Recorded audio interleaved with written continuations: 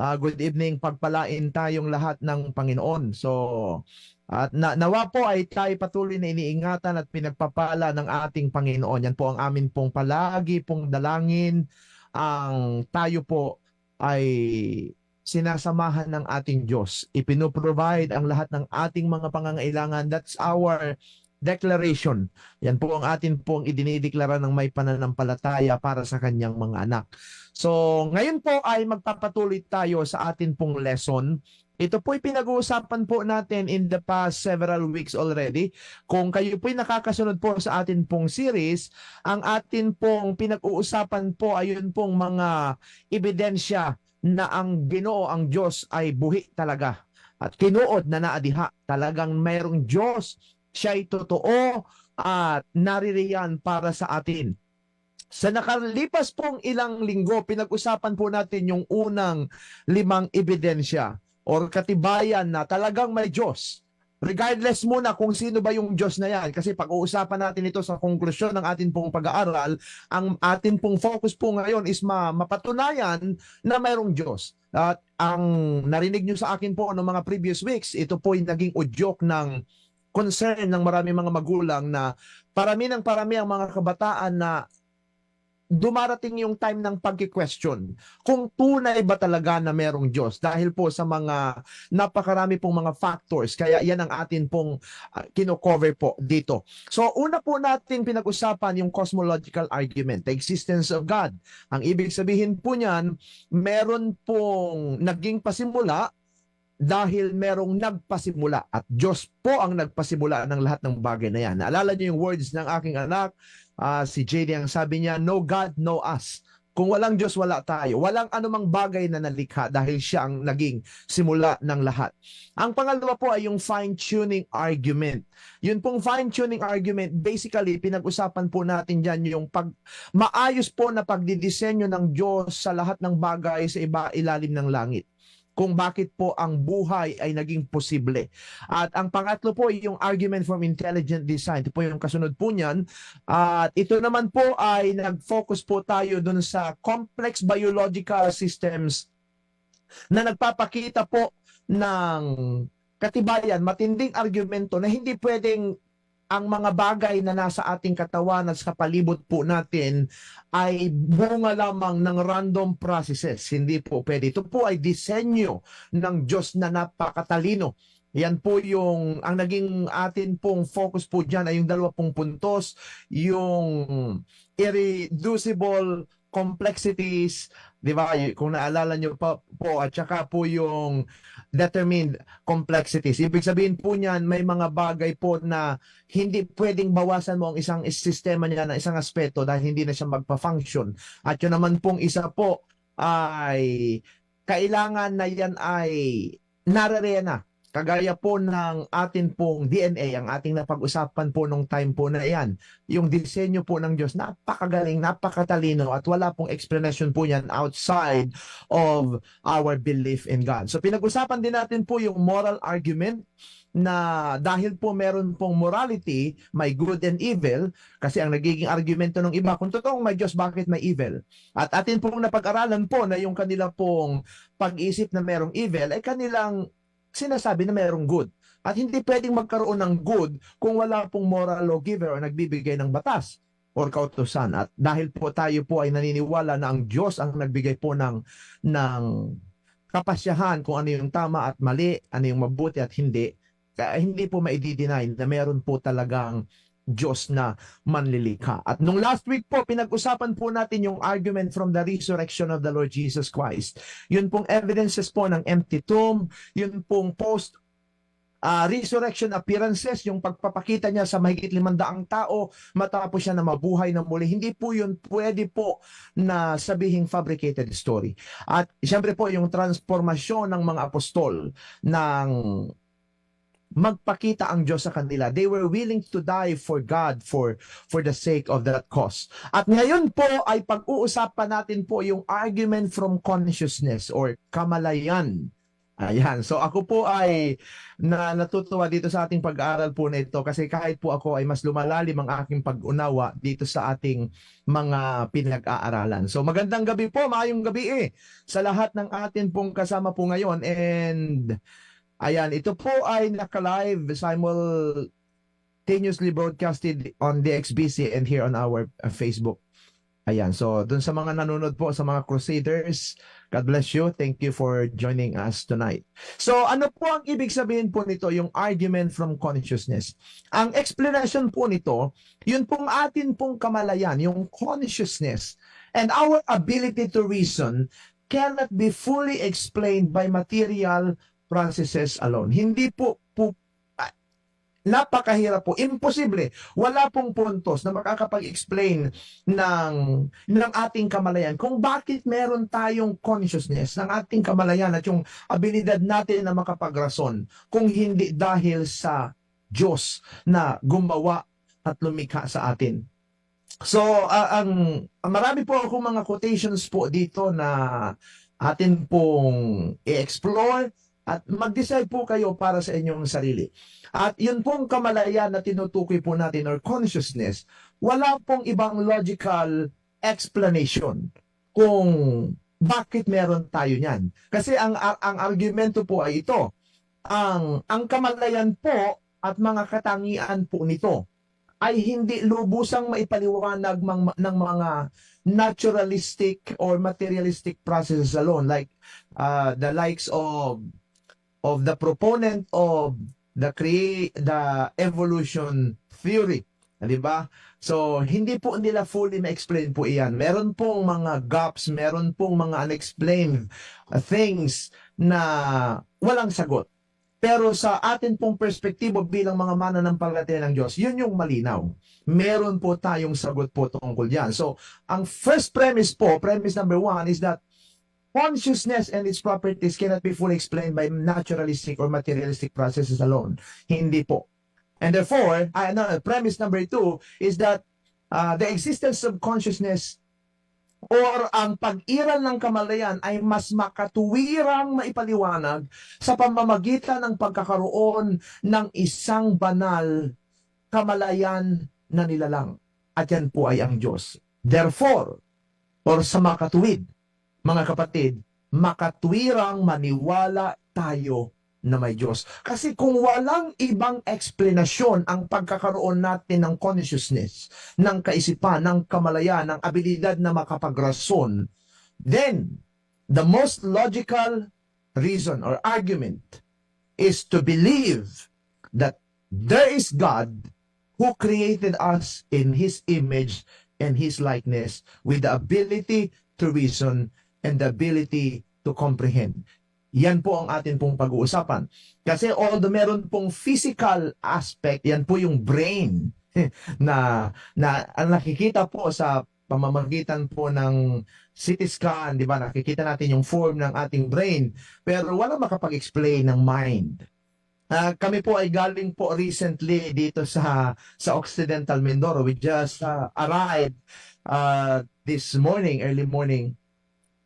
And yun pong katutubo po doon na bagong natututo ng Tagalog, naka-witness po siya ng isang aksidente sa lansangan.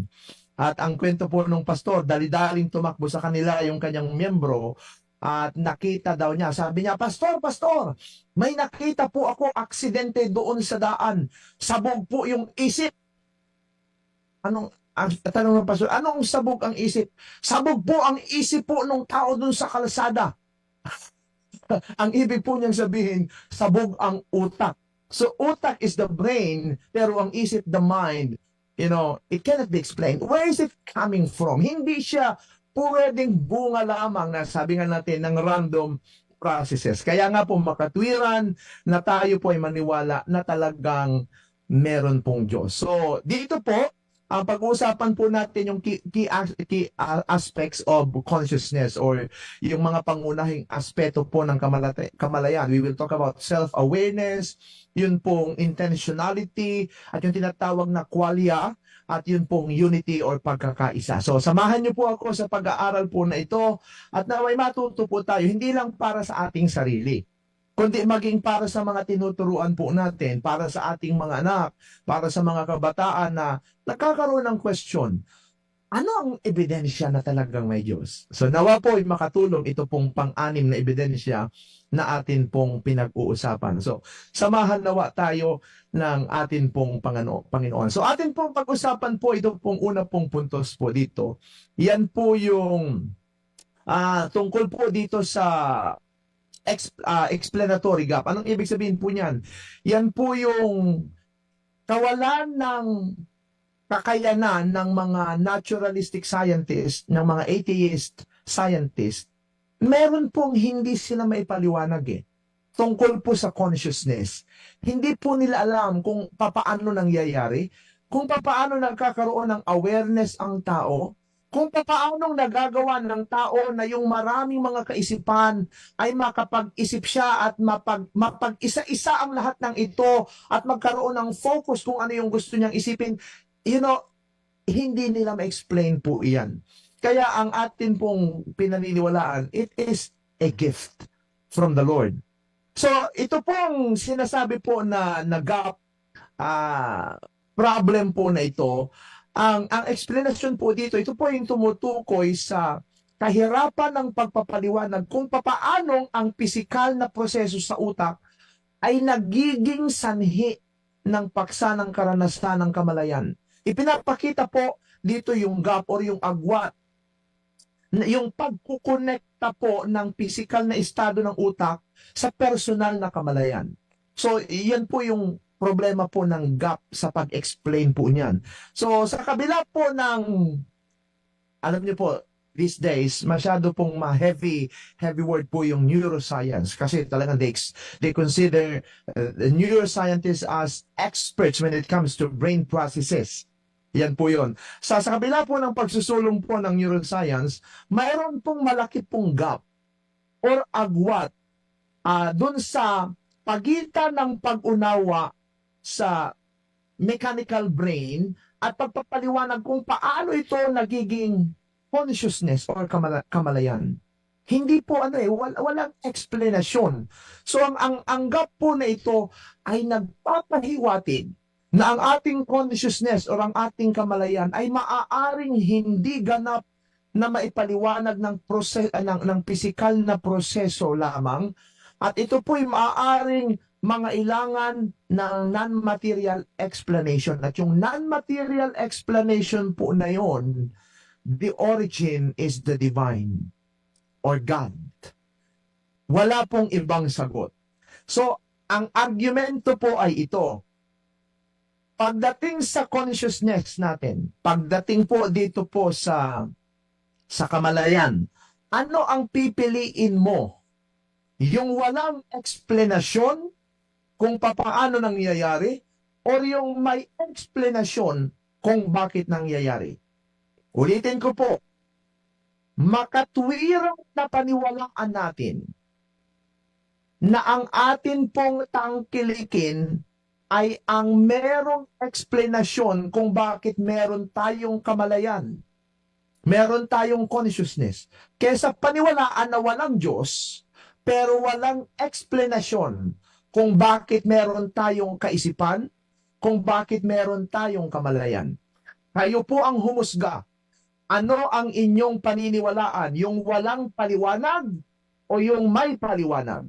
Kapag sinabi natin we choose to believe the non-existence of God kasi walang explanation, then you are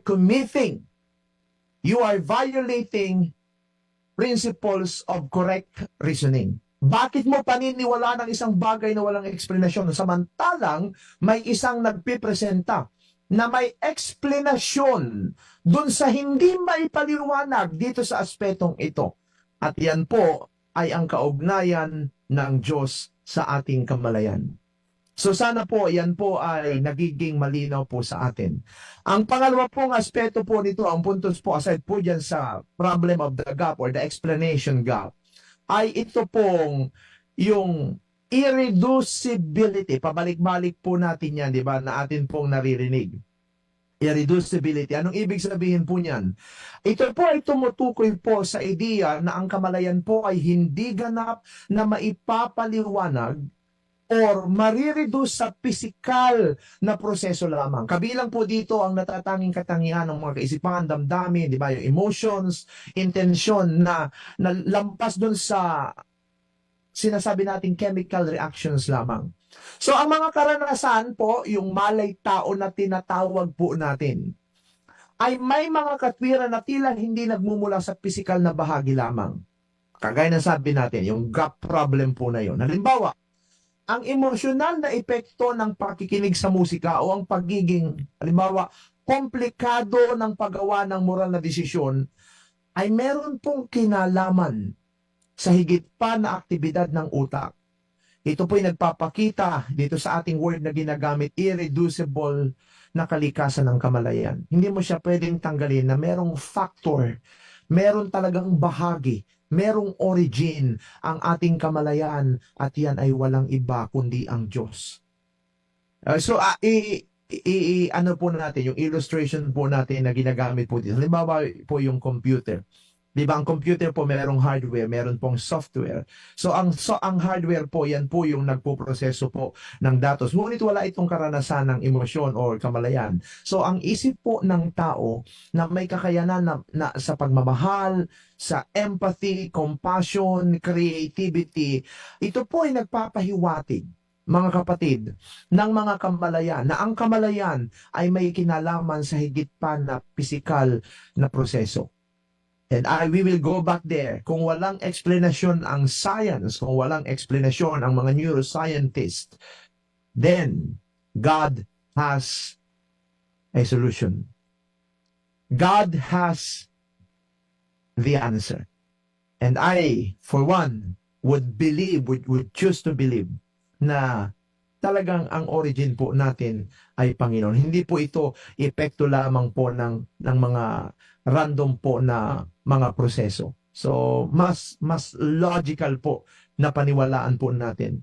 So, another aspect po nito, another key, is yun pong intentionality and purpose.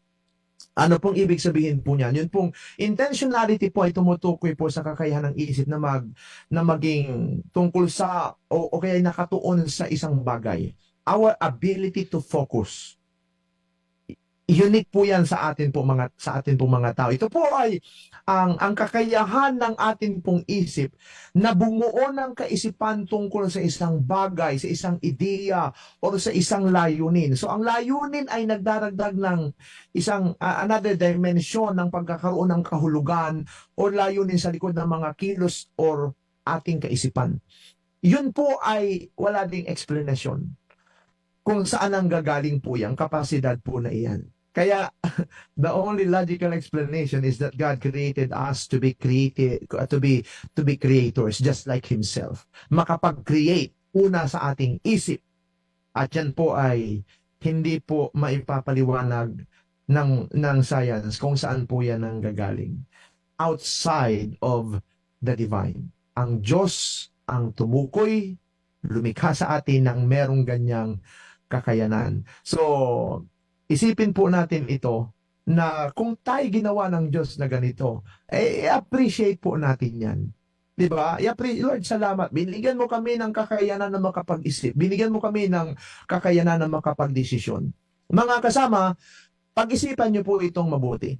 Kung bakit po ang tao sa lahat ng mga may buhay, pakinggan niyo po itong mabuti. Nakarinig na ba kayo ng mga chimpanzees or ng mga unggoy na nagtipon-tipon upang makabuo ng isang imbensyon? Nakakita na ba kayo ng ganyan?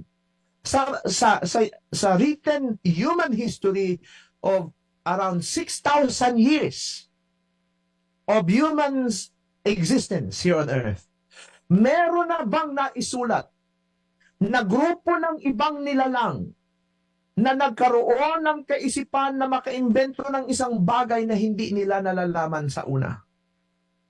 Wala po. Ano po? Sino lang ang merong ganyang kakayanan? Unique po yan sa sangkatauhan na nilalang, nilikha sa wangis at anyo ng Panginoon. Walang pong ibang eksplanasyon, mga kapatid. Kung sinasabi po nila ng mga evolutionary scientists na tayo po'y galing po dyan sa pag-evolve from a single organism, mga kapatid, sa ilang libong taong lumipas, meron bang naipakita sila na ebidensya ng evolution na yan na ang chimpanzee or kung saan mang galing unggoy, anumang bahagi ng unggoy or pamilya ng unggoy, yan ang naging tao, at least malapit sa tao na merong kakayanang makapag-isip, makapag-create, makapag-invento. Mga kapatid, logically, tatanggapin mo na wala naman talaga. Therefore, we must accept what the Bible is teaching. That there is God na nag-create sa atin po ayon sa kanyang wangis at sa kanyang anyo na may kakayanang makapag-create with intentionality and purpose. So another concern is the mind-body problem. Anong ibig sabihin po niyan? Not only the gap problem, not only the gap argument, not only that, ano ina-explain natin, yung intentionality and purpose na unique sa atin pong mga tao. But the mind-body problem, ano namang ibig sabihin po niyan? Ito pong suliranin po na ito sa isip at katawan ay sumusuri po ito dun sa relasyon sa pagitan ng mga mental state or mental na estado tulad ng yung ating belief, yung ating mga hangarin, aspirasyon, at maging ang ating emosyon. At yung physical na estado or physical state tulad po ng pagproseso po ng utak, tinutukoy po nito kung paano nagmumula ang non-physical na mental state mula sa physical na state ng atin pong brain. Ibig sabihin po, talagang outside of the physical is the only logical explanation why we can think, why we can rationalize. Walang iba. So, ipinapakita po dito po sa problema po na ito, yung hamon po ng pagpapaliwanag kung paanong lumilitaw ang mga paksa ng karanasan at ng kamalayan o yung consciousness mula sa physical na bahagi. So, ang hirap na i-connecta ang mental at physical na state o estado, ito po yung nagpapahiwatig lamang ng pag-iral ng isang non-physical aspect ng consciousness, which supports the idea ng isang kaluluwa o ng isang divine thoughts or banal na isipan. Wala pong ibang eksplanasyon. Kaya habang inaaral ko po ito at ipinapaliwanag, itinuturo, all the more that I become convinced. Sana po ay ganun din tayo, na tunay talaga na merong Diyos na lumikha sa atin. Walang ibang eksplanasyon, mga kapatid. So, ang isa pa pong puntos po dito ay ito nga pong naturalistic challenges. Anong ibig sabihin po nito? Kung bakit naniniwala po tayo talaga na kinreate tayo ng Diyos na matalino, na nagbigay sa atin ng kamalayan, ng consciousness, ng mind, ay yun pong problema po ng mga naturalistic scientists, mga atheistic scientists, na ipaliwanag po ito dahil wala po silang sagot. Ang naturalistic scientists po ay tumutukoy po dun sa kahirapan po na kinakaharap ng mga theories na sumusubok na ipaliwanag ang kamalayan or consciousness sa pamamagitan lamang ng physical or natural na proseso, nang hindi gumagamit ng anumang supernatural or hindi material na paliwanag or non-material explanations. Wala po silang maisagot po dito. So, kagaya ng sinabi ko po kanina, ano ang mas pipiliin natin?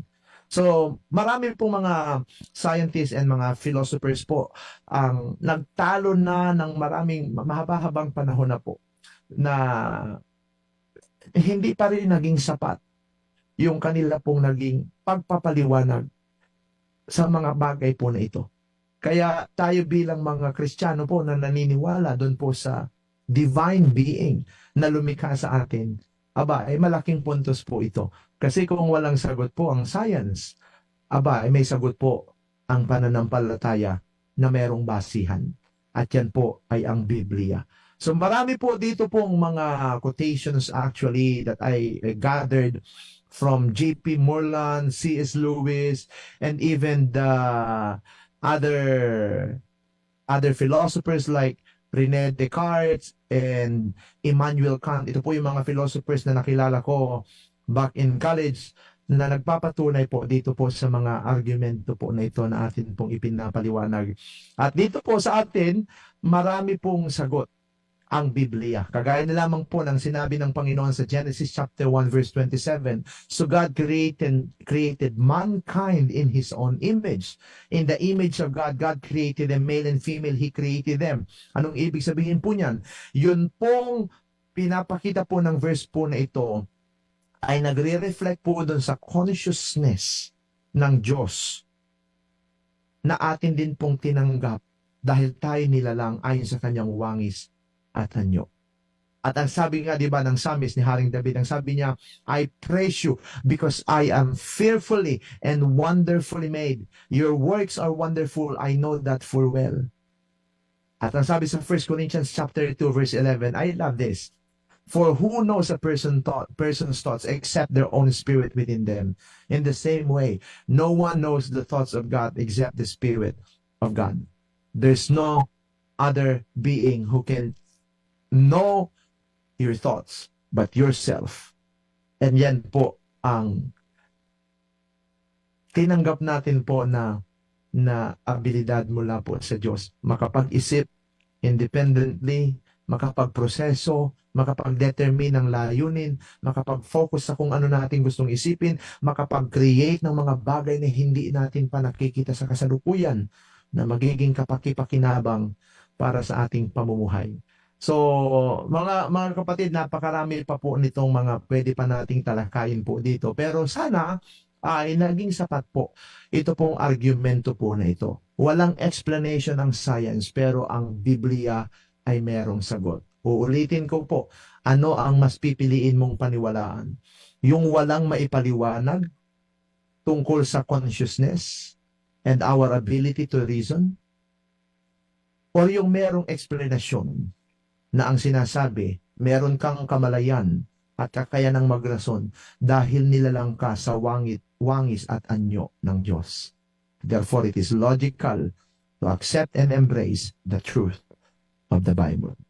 Maraming salamat po. God bless you. Sana po'y napagpala po tayo ng atin pong pinag-usapan po ngayon at mainam po na ito po'y inyong i-discuss po sa inyo pong mga anak.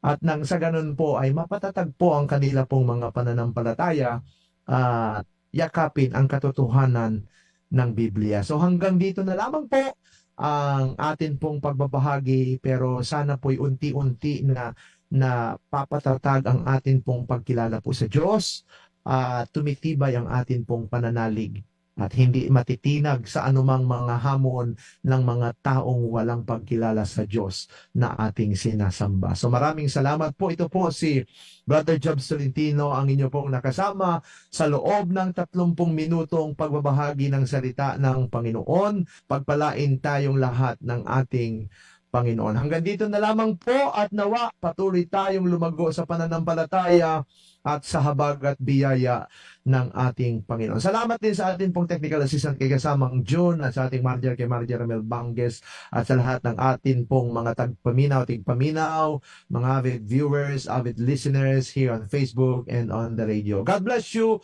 I hope to have you again next time. God bless. Good evening.